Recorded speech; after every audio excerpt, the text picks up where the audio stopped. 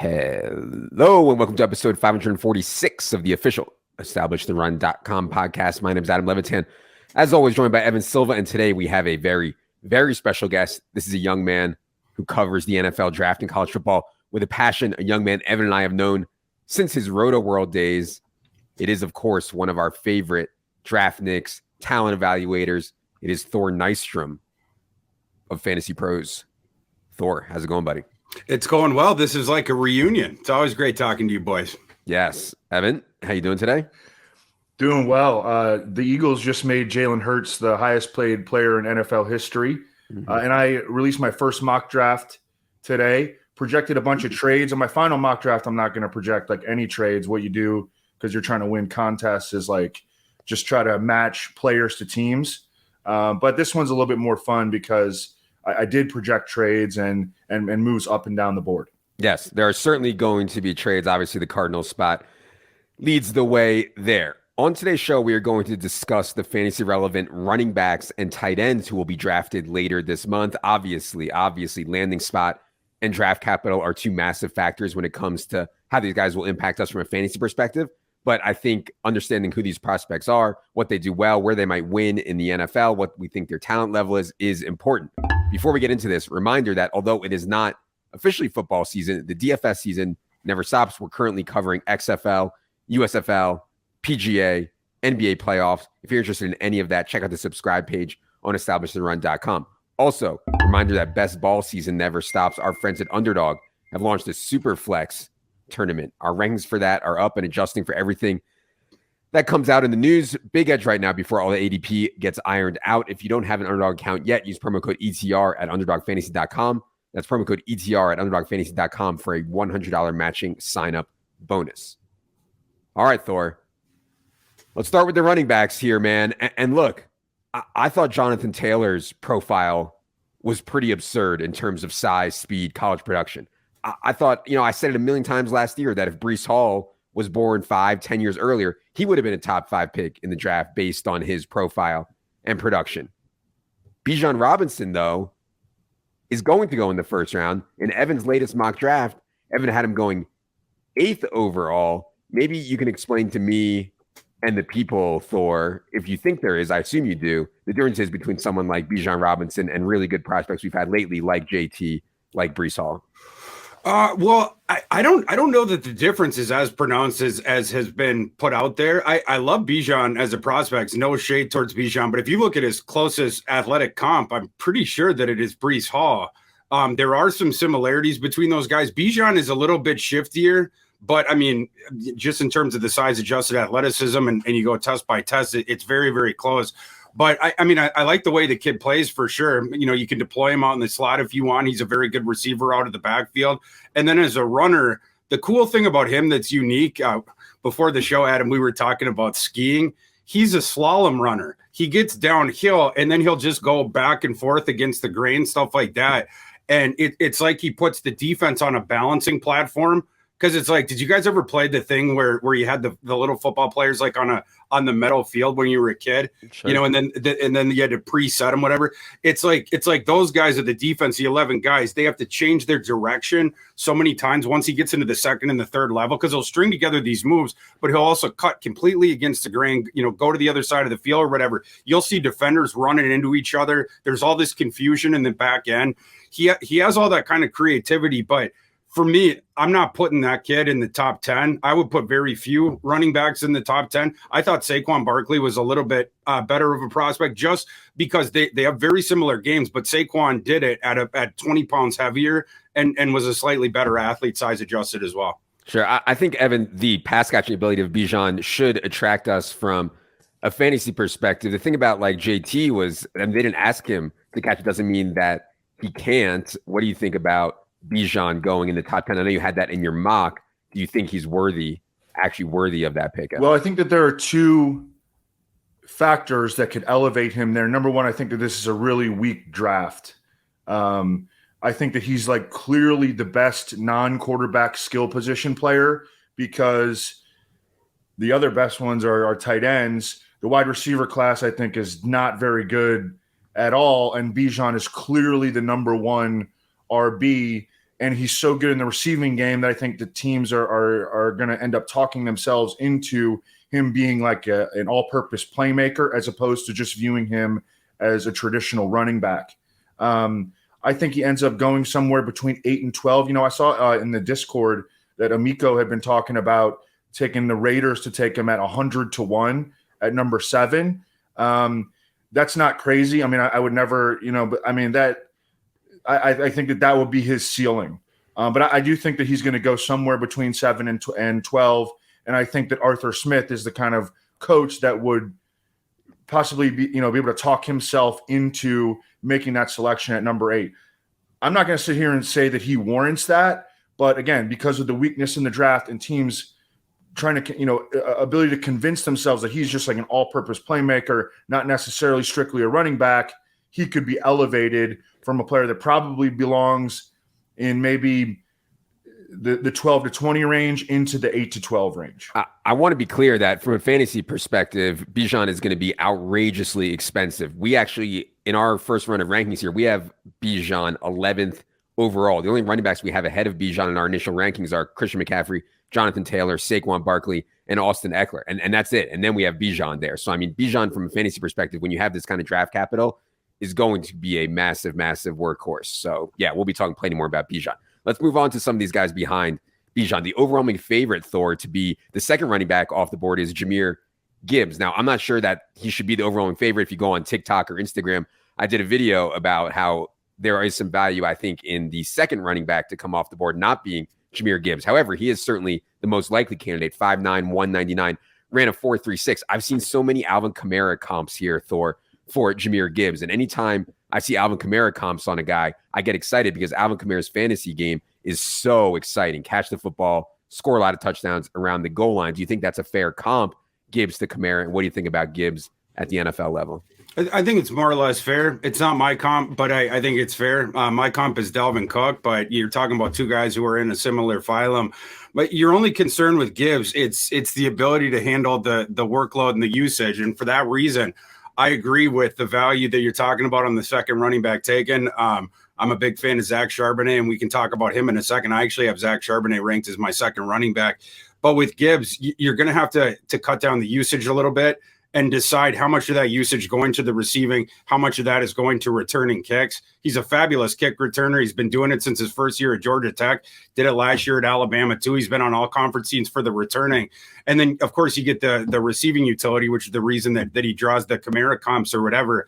It's just, again, I don't know if he can handle the usage of 20, like even getting to that 20 touch per game threshold at the NFL level at the size he is. He's going to play games in the 190s.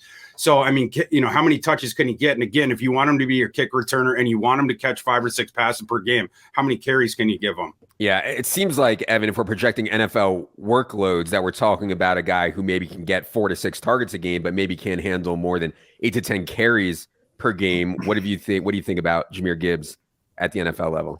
I think what stands out right away, and I love that Thor brought up that he was a very productive return man, because we know that translate just the ability to make plays with the ball and when you get it into his hands. Alvin Kamara also was a pretty good punt returner in college, if we're going to stick with that comparison. Jahmyr, but what stands out to me is just how many passes he caught in college. He caught 103 balls, averaged 12 yards per reception. He doesn't have that big time size, as Thor mentioned. What about a comp to like DeAndre Swift, who, look, I know he's sort of been a little bit of a disappointment in the NFL, but from a skill set standpoint, what do you think about that comparison, DeAndre Swift, Thor? I think that's pretty good. They're coming out of the same conference, and they look very similar, the way that Swift played at Georgia. So I like that. Like, if you were going to do like the thing of the line of continuum comps, some of these guys that we're talking about, they're a little bit further along in the line of continuum, but maybe a guy like that could be a more realistic middle of the road outcome. Yeah. Swift did weigh 212 at his combine, for what it's worth. And so, 10 or 15 pounds lighter is Gibbs, but yeah. Yeah, I've heard that the Eagles are very intrigued by the idea of taking Jahmyr Gibbs at number 30. I'm skeptical of that. First of all, it's Howie Roseman using a first-round pick on a running back. I don't know. And he's a little bit similar to Kenneth Gainwell. Now, I think he's better than Kenneth Gainwell.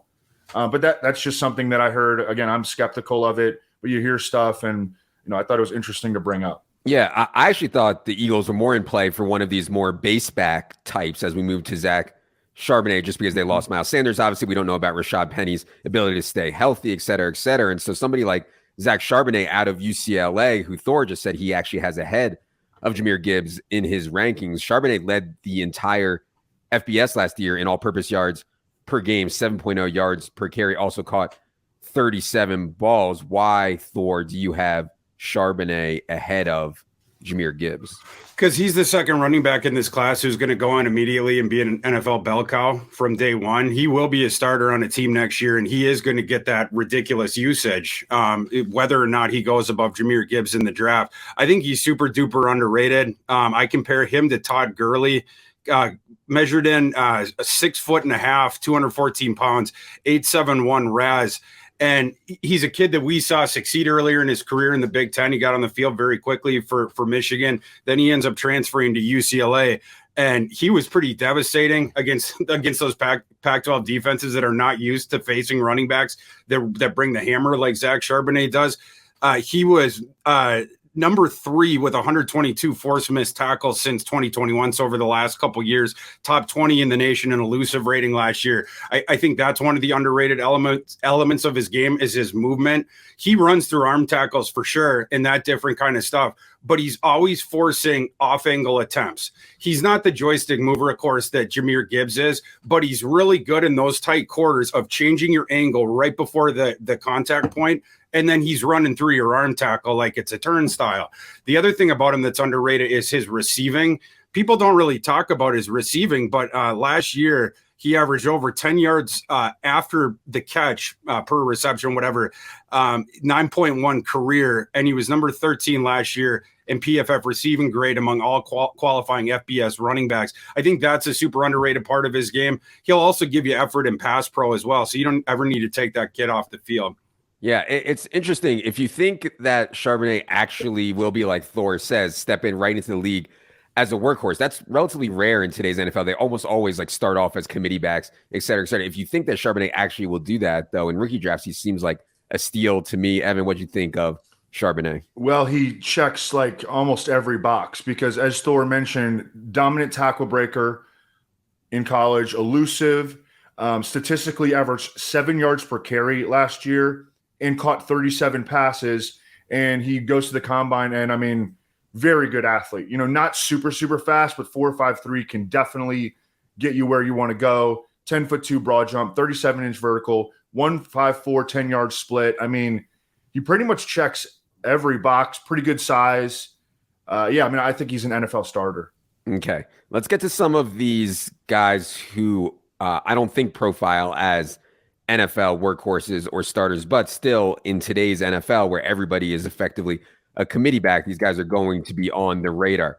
Devon Achane, hopefully I'm saying that right, out of Texas A&M, 5'8", 188, obviously quite small, but dude is explosive, 4.32 at the combine. I believe he was also an All-American in track, excellent in the return game, excellent as a receiver. Is this kid, 188 is quite small, Thor. Is he too small to give us any fantasy impact at the NFL level? What do you think about Achane? It's going to mitigate it, but he'll bring some fantasy value. With him, you're talking even more of you have to watch his touches even more than with Gibbs. But every time that kid gets the ball, it could be a home run. It's a swing from the heels type ethos.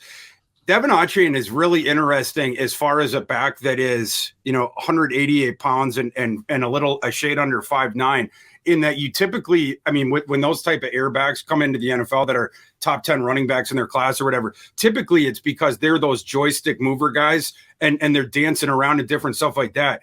The interesting thing about Devon Achane is he doesn't do any of that stuff. Every time he gets the ball, he is an arrow pointed right at the goal line. He hits those jets and he forces you to try to tackle him at angles in the open field. And it's really, really tough because he starts erasing those angles 1 by 2 by 3 once he gets into the second level and then the third level, where it just becomes impossible to gauge exactly where you need to go to be able to catch him, whatever. There are some picadillos with the profile, but that's one of the things that I really like. You get the home run speed. He ran the 4.32 or whatever at the combine. So you're getting that or whatever, and then you're getting that other utility, but you need him with a complementary back. At Texas A&M, it was Isaiah Spiller and Anaya Smith when they would use him in the backfield. He's going to have to get with a similar guy in the NFL, but if you can divvy up the touches like that and keep him at an acceptable range, maybe it's 14 or 15 per game for Achane, you're going to get that opportunity for a home run every time he touches the ball. Yeah.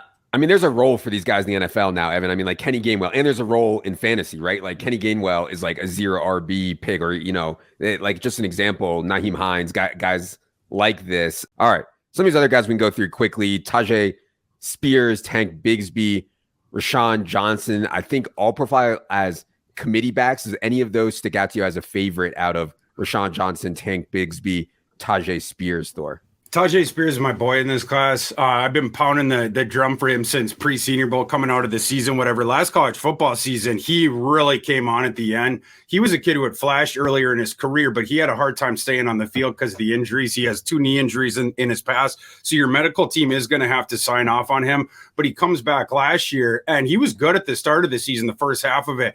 But then down the stretch, he got better and better and better, or more devastating, I guess a better way to put it. They played UCF a couple times. He ripped them up both times. Tulane ends up winning the conference title, and then just absolutely put on a show against USC in the bowl game. They couldn't tackle him at all. He's a kid that I rank one spot ahead of Achane because it's similar utility in terms of you get to the second and the third level, and then nobody can touch him. But with Spears, I think you're going to be able to give him a little bit more touches. But I agree with your take of I would have him in a committee just because Tulane never used him as a receiver. And we see you brought up Jonathan Taylor earlier on. Jonathan Taylor at Wisconsin would give him the ball on first and second down almost every single time. Well, when you give him a breather, even when he was a true freshman, when you give him a breather, it's on third down. So that's just what they had. That was the usage of him.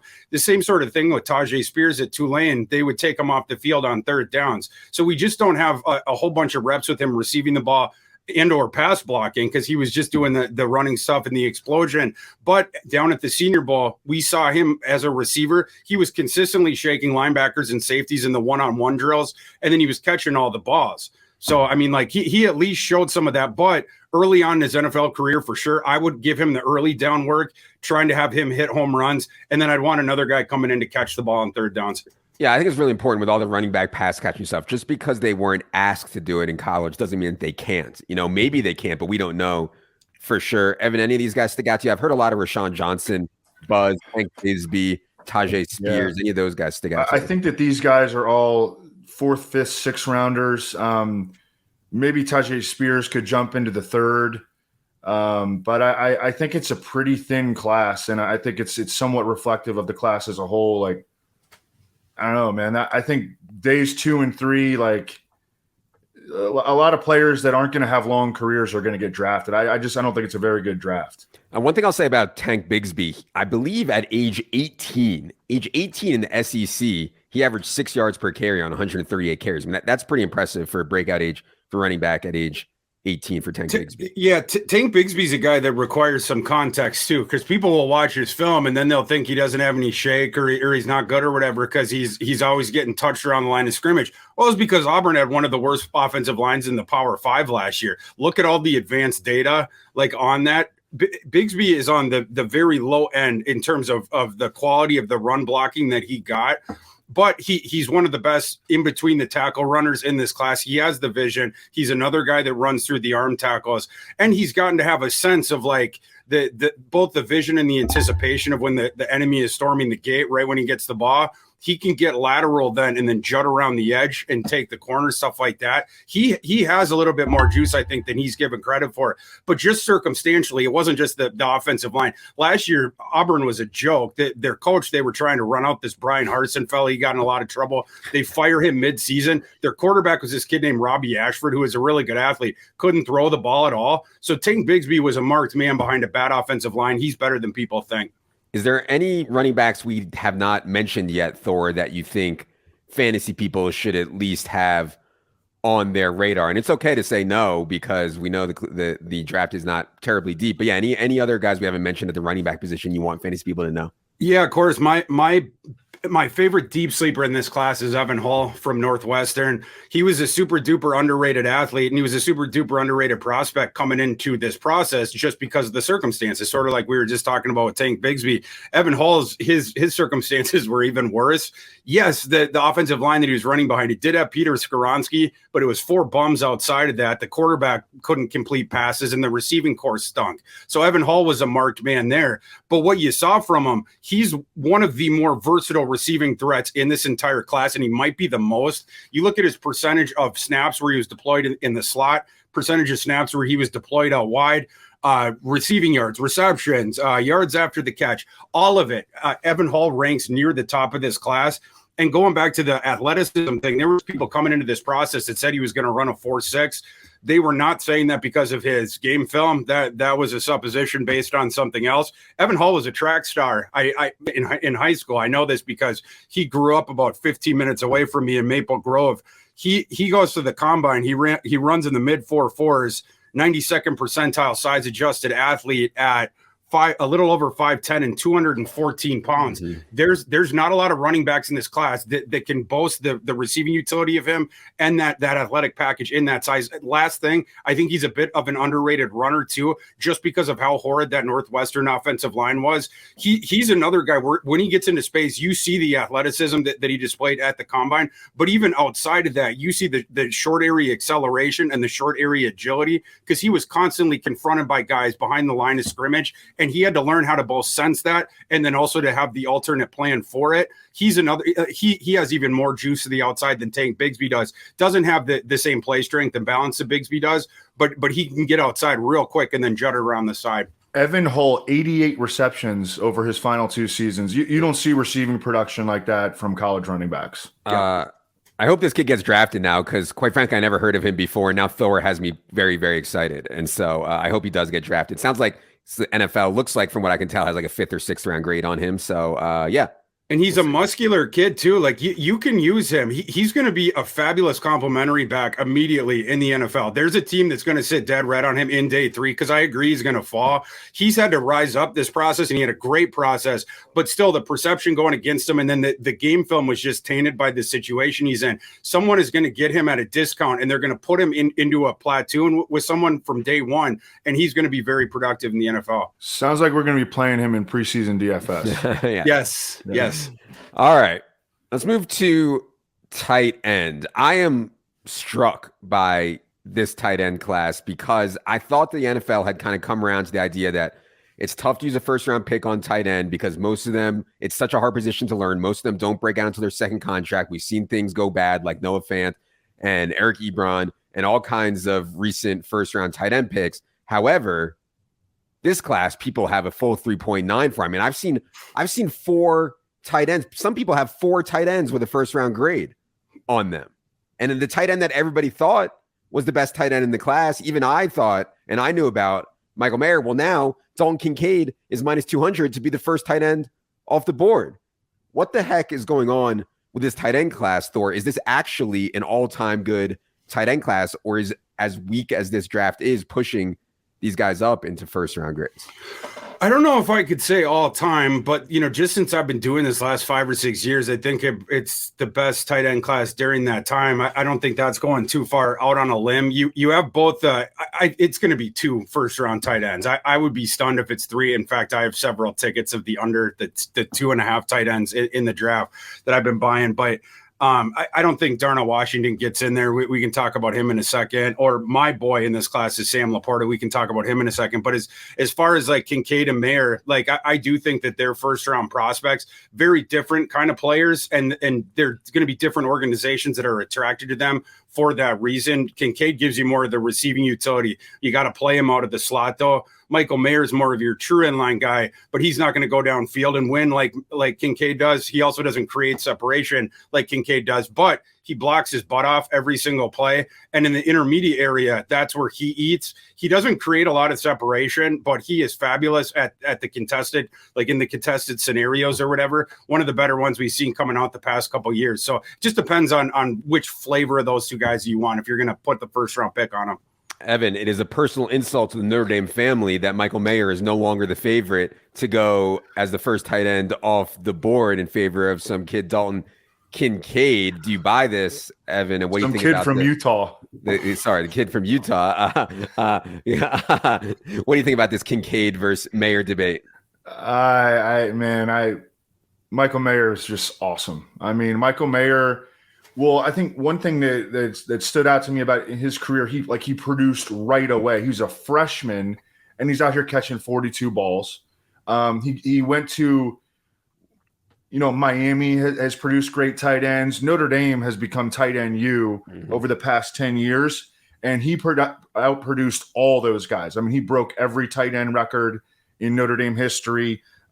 He was just so dominant. He's another player that, their receivers at Notre Dame were not very good last year. Their quarterbacks have been a problem for years, and he was still able to be a dominant producer, even as the defenses knew that the ball was going to him. I mean, Drew Pine, this quarterback that they trotted out last year, would just drop back, stare at Michael Mayer, and sometimes the ball would get picked off. I mean, because Drew Pine didn't have any kind of an arm, but he would just stare down Michael Mayer almost every single time, and the vast majority of the time, Michael Mayer was going to make a play.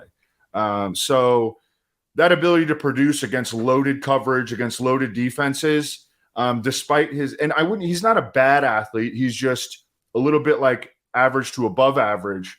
But then you watch the dude play. You look at his production from his freshman year on. I think that he's just such an easy – he can block. He's such an easy evaluation. I know that Dalton Kincaid is right now the betting favorite. I bet on Michael Mayer to be the first tight end drafted. I don't care. That's a bet I'm willing to lose. I think Dalton Kincaid has a chance to – I think he's on that like Greg Dulcich sort of spectrum. I think he's going to end up potentially getting overdrafted. The comparison I keep seeing for him, and I've seen this from multiple – Zierlein and Jeremiah, Zach Ertz. I don't – But then he's a vertical receiving tight end. Yeah. That doesn't really align there. Well, I mean, my thing with Dalton Kincaid is will be almost 24 years old by the time the season starts. So you're talking about a very old first-round tight end. That said, he intrigues me because, as Thor and Evan mentioned, I believe Dalton Kincaid was like almost exclusively an F tight end at Utah. I mean, dude caught 78.98 last year at 6'3", 246. So from a fantasy perspective, you tell me this guy's not going to be asked to block at all. He's just going to be asked to get out there, stretch the seam, catch passes. You're speaking my language. What do you think? Michael Mayer is 21 years old, by the way. Right. I think from an NFL, yeah. I mean, I shouldn't say that. I don't know. But that to me, that makes a huge difference if I run an NFL team. Anyways, Thor, what do you think about Kincaid fantasy? Yeah, I love the context that you guys are throwing out. Everyone was totally right about the context he was putting with Mayer and the Notre Dame situation. I was just going to add a little bit more as far as like Dalton Kincaid, where like, yeah, he came out of nowhere and he is a little bit older, but he has a very unique backstory. He only played 1 year of high school football. He was a basketball player. Like he wanted to be a basketball player. And then, he finally plays football or whatever. Because he only played that 1 year, he didn't attract the interest, of course, the FBS and stuff like that. He goes to San Diego, an FCS team that doesn't offer athletic scholarships. And I think he broke out his second year there to the point where then the FBS schools were offering him scholarships, whatever. He goes to Utah, I think during the COVID year. And so like all the thing was cut down, whatever. He finally breaks out a little bit at Utah where he was the regular part of the regular rotation 2021 and he flashed there. But they had that other tight end, Brant Keefe, where that they were throwing balls to as well. And it wasn't until Keefe got injured last season where then they started funneling all the usage of Kincaid. He just started dominating. The USC game is one of the best receiving tight end tapes that you'll ever see during the regular season. I think he caught 16 of 16 targets, almost 250 yards, and he had a couple touchdowns. And what was interesting about that was Utah returns to play USC in the Pac-12 championship game a couple months later. Month and a half later, I guess. And Dalton Kincaid played through a fractured back. He had a back fracture. He decides to play anyway. He had so spooked USC in the regular season game that they were putting the double teams on him every single time. Even though Dalton Kincaid was clearly labored in his movement, you could see him wincing and stuff like that.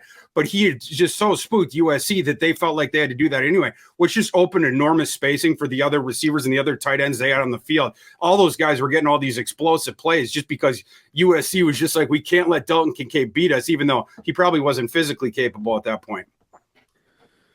All right. Very interesting for sure. I tend to think, like the Trey McBride stuff last year, like I burned too many best ball picks on Trey McBride. These first year tight ends are hard for me in fantasy, but we'll have to evaluate as we move forward here based on landing spot. These other guys, I've seen some first round grades for. I know it sounds like you disagree, but I've seen some first round grades on Luke Musgrave. I've seen some first round grades on Darnell Washington. Luke Musgrave is one maybe fantasy people shouldn't even worry about too much, because he's not really a pass catcher. Maybe that was because Oregon State didn't even try to throw the football. Does Luke Musgrave have any pass catching things fantasy people need to know about?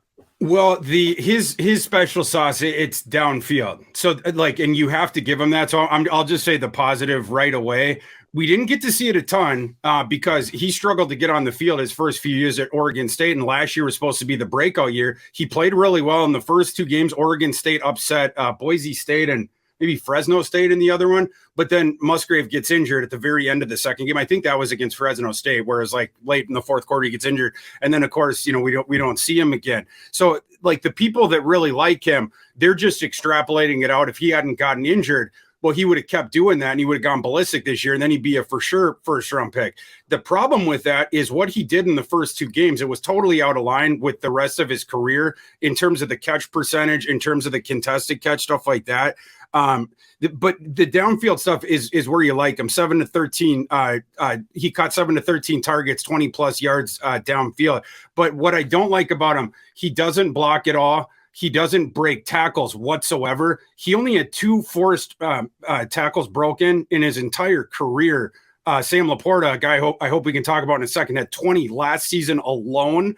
So Musgrave doesn't do that. And then in the intermediate area, he just doesn't move very well side to side. He's a north-south speed guy, where then he builds up to that speed and he gets going at that enormous frame or whatever. But he struggles to move the directions as much, which is a part of the reason why he doesn't break the tackles. Because once he has the ball in his hands, he's a very straightforward, large target to hit. He gives you a bunch of surface area to hit or whatever, but he has not shown that he can shake people in the intermediate area. There's just too many questions about his game for me. I actually rank him tight end 6. I'm way lower on him than some others. Okay. He spent 4 years at Oregon State, only played in 20 games, only scored 2 touchdowns. Now look, Rob Gronkowski didn't play very much in college either. Okay. So it can be done, but this dude is all projection, Luke Musgrave.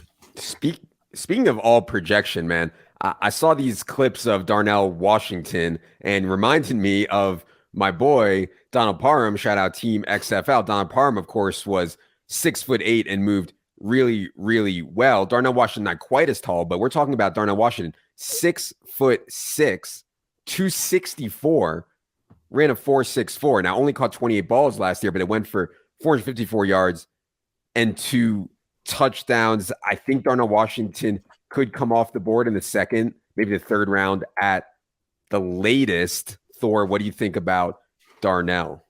I think he's a better player than he is a fantasy asset. And I think the reasons that he's not going to be a great fantasy asset, it's the reason he's not going to go in the first round. When you watch just the highlight or you seen like when he was at the combine, he had that ridiculous catch by the sideline. And then you're looking at his measurables and stuff like that. You're starting to think in your head like, oh, this guy could be a matchup problem in the NFL. He never showed that at Georgia. Darnell Washington only had 2 catches his entire career where the ball traveled 20 plus yards. And the other interesting thing about him is you think, well, at least he's the intermediate safety blanket guy. He's super reliable. No, he's not that either. His career drop rate was over 10%. And then you're like, well, okay, but at least when he has the ball, he's impossible to tackle because he's so athletic and he's so huge. No, not that either. He doesn't break any tackles. I think he had 10 forced missed tackles his entire career, which again was exactly half as much as Sam LaPorta had last season alone. So if you're not getting the reliable intermediate guy, and he has never shown that he can win downfield, That's where I start to struggle with him as a receiver, but he is a fabulous blocker. He's one of the best blocking tight ends, like probably the best that's come in the past decade or so. When Darnell Washington was coming out of high school, there was coaches and programs that were trying to convince him to just gain a little bit more weight, come and play for us. You could be a top 10 pick as an offensive tackle. Mm-hmm. But Darnell Washington really wanted to be a tight end or whatever. But he played games last year at 280 pounds. That doesn't help his lack of the side-to-side movement. He's another build-up speed guy, even more so. But he doesn't like, and there's also no nuance in his routes. So it's not just that he sort of telegraphs everything. It's also that he struggles to just cut the clean corner and stuff like that and stop on a dime. I don't love him as much as a receiver, but he's an absolutely devastating blocker. Okay. I remember when he was a freshman and just seeing him on the field and like, what in the world is that? Because that dude is huge. But yeah, he's kind of like a little bit of an underachiever. He actually his profile reminds me of Brandon Pettigrew. You remember out of Oklahoma State, big tight end who, he had a nice career, but he kind of never was that receiving stud that he kind of was supposed to be billed to be. You mentioned Notre Dame as tight end U. I don't know if they've stolen it away from Iowa yet. Iowa has had George Kittle. No, I was in that mix for sure. TJ Hawkinson, Noah Fant. Sounds like Thor thinks that Sam LaPorta is going to be the next Iowa tight end that everybody needs to know. Thor, go ahead on Sam LaPorta. Yeah, I do. Sam LaPorta is super duper underrated. We talk about the receiving utility and the value that brings to an NFL offense. Sam LaPorta is right near the top of this class in terms of that, in terms of the usage that he got in college in the worst offensive environment of anyone we talked about so far. I've talked about some rancid environments. Sam LaPorta was in by far the worst. Last year, Iowa finished 130th out of 131 teams in scoring. They scored only 19 offensive touchdowns. There was 4 players in the FBS that had more than that. And yet over the last 2 years, Sam LaPorta in just that atrocious offensive environment, 2/3 of his catches either went for first downs or touchdowns. If it wasn't for Sam LaPorta, Iowa would have had the worst offense in the history of the FBS. They were also funneling all their targets and all the offensive usage towards Sam LaPorta. And as long as Sam LaPorta was on the field, they at least had a hope to move the ball. It's the reason why they won several games. Like last year, I went to the Iowa-Minnesota game. I was up in the press box watching it. It was the game that had the lowest point total in the history of the FBS. I think it was 30.5 or whatever. In the first half, Iowa was actually moving the ball a little bit because they were just forcing all the targets to LaPorta. And then LaPorta had a couple long receptions and stuff like that, got him into scoring position, different stuff like that. LaPorta gets injured in the second quarter. What do you think happened to Iowa's offense? It went into the tank.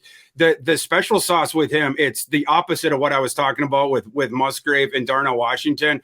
It's LaPorta's side-to-side movement. Now, he's a very good athlete who also has speed. So once he is able to free himself through the movement and through the strength of running through the arm tackles, he can also just start to gobble up yards really quick. His film is littered with this. Just go and pop in his highlights or whatever. He gets into the second, third level, and then he's able to sprint with people and then gobble those yards up. But again, the reason he does that is he can create separation before the throw with that movement, very sudden out of the breaks. Once he does, he gives that big target to the quarterback.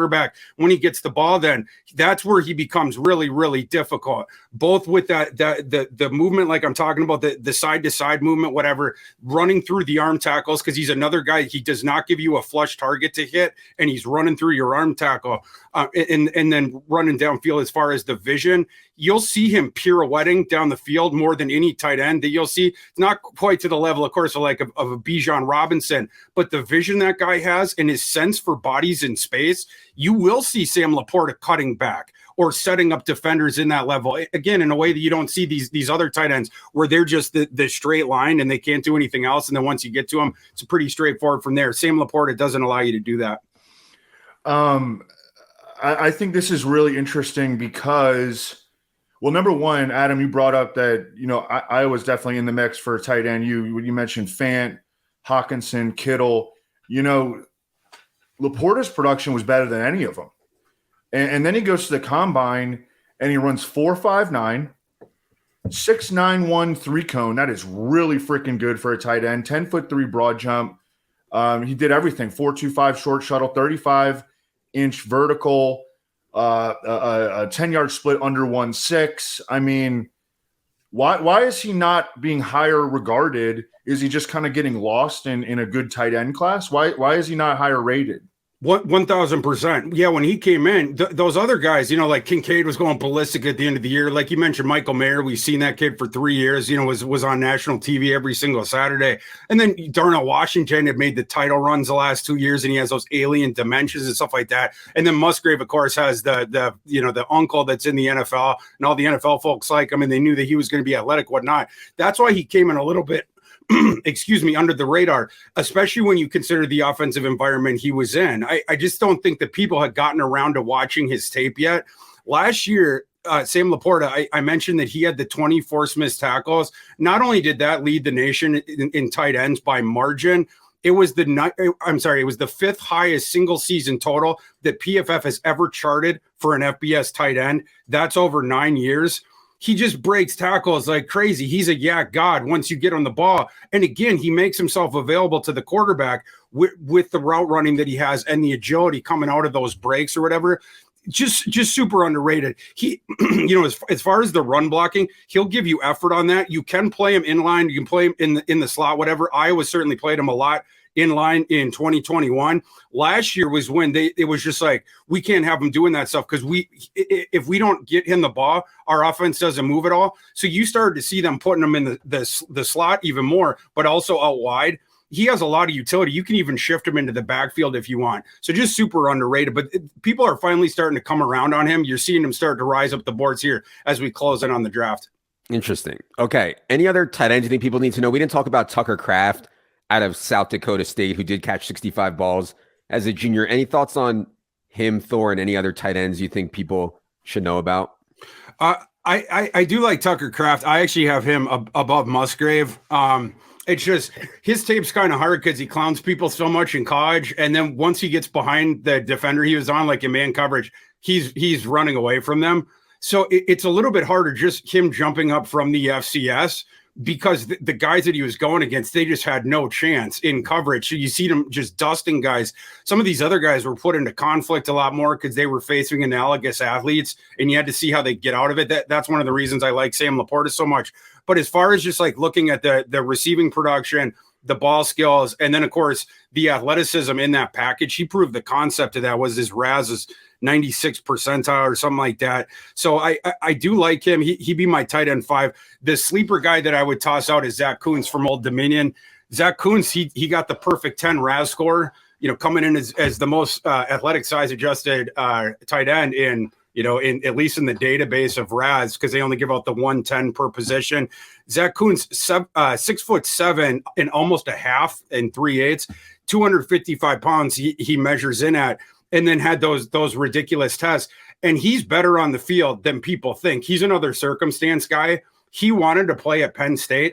We've talked about a couple tight end U's. Penn State, they're not quite on the level of a couple of those, but they'd probably be second tier as far as that goes. He wanted to be a part of that lineage, so he goes there. His game is very similar to Mike Gesicki, a guy that I comment to, another Penn Stater, but he got stuck behind Pat Freiermuth coming out of high school, which there's no shame in that. Pat Freiermuth was a high NFL draft pick, and he was older and stuff like that.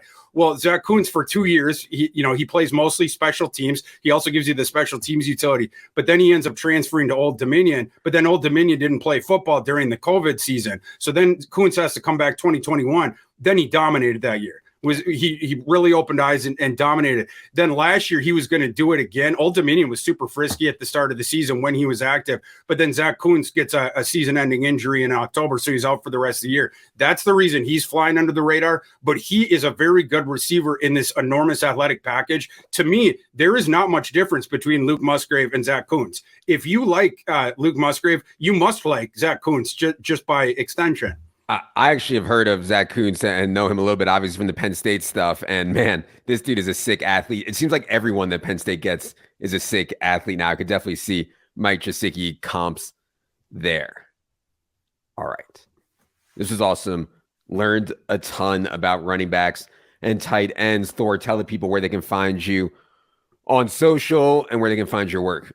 You can find me on Twitter at ThorKU, and you can find my work at Fantasy Pros and Betting Pros. We have an NFL draft guide that's out now that's free for everybody, but we have all the mock drafts, the rankings, different stuff like that. I'm getting near the end of my position rankings. We're putting out edge today. And then I think I only have 3 left: linebacker, cornerback, safety. And then we got the Thor 500 coming on my 500 player big board with 500 comps. So I'm very excited about that too. Very nice. Nobody cares about linebackers and cornerbacks and edge players anyways, Thor, so don't even worry about it. Save yourself the time. It's all good. Appreciate it. Evan's first mock draft is up on establishtherun.com right now. We do have a very full week on the podcast. Really excited to have Lance Zierlein on the podcast later this week. Also, Amico will be back with Evan and I later this week to talk about what the most important thing, betting on the NFL draft. This is all fun and games. Betting on the NFL draft is actually where it's at. We'll be talking about that on Thursday. For Evan, for Bruce Luke, for Thor, I am Adam. Good luck, everybody.